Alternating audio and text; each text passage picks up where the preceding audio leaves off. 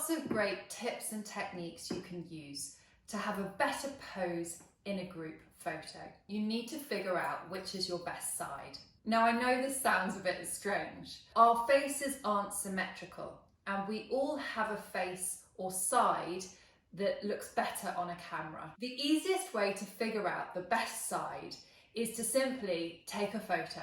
So turn to one side, take a photo, and then turn to the other side and take a photo.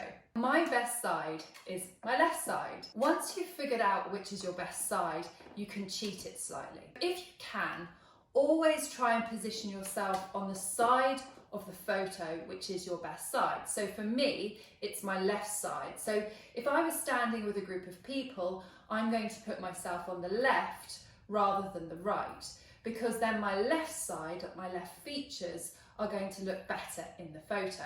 If you don't have a choice and you end up on the side that you least prefer, you can then cheat it by turning your head. It might feel a bit unnatural to have your head at this angle, but actually the photo will look much better. Next, you want to think about your body position.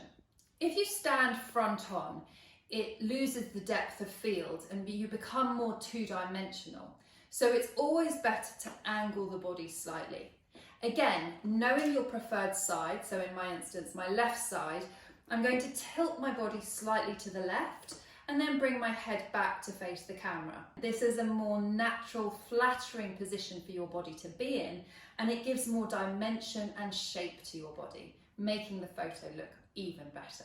Next, you want to think about your leg positioning. What you can do is multiple positions depending on the vibe and the overall effect. A wide stance position will give a power position, and in a group setting, perhaps a work photo, will give a really strong stance for you to stand in.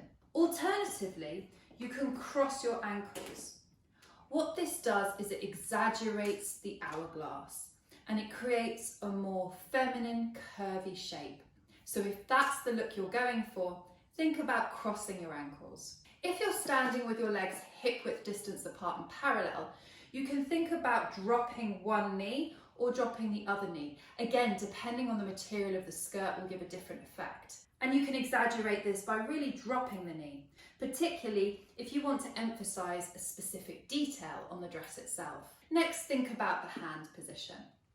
Hands can look really unnatural in photographs if you don't know what to do with them. So, as a general rule, hands relaxed and down by the sides. You can also have your hands behind your back if you wish, or clasped gently in front of you.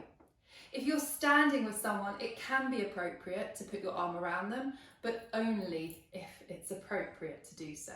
Lastly, you can play with hands on hips if it feels good to, particularly if you're at the end of the group.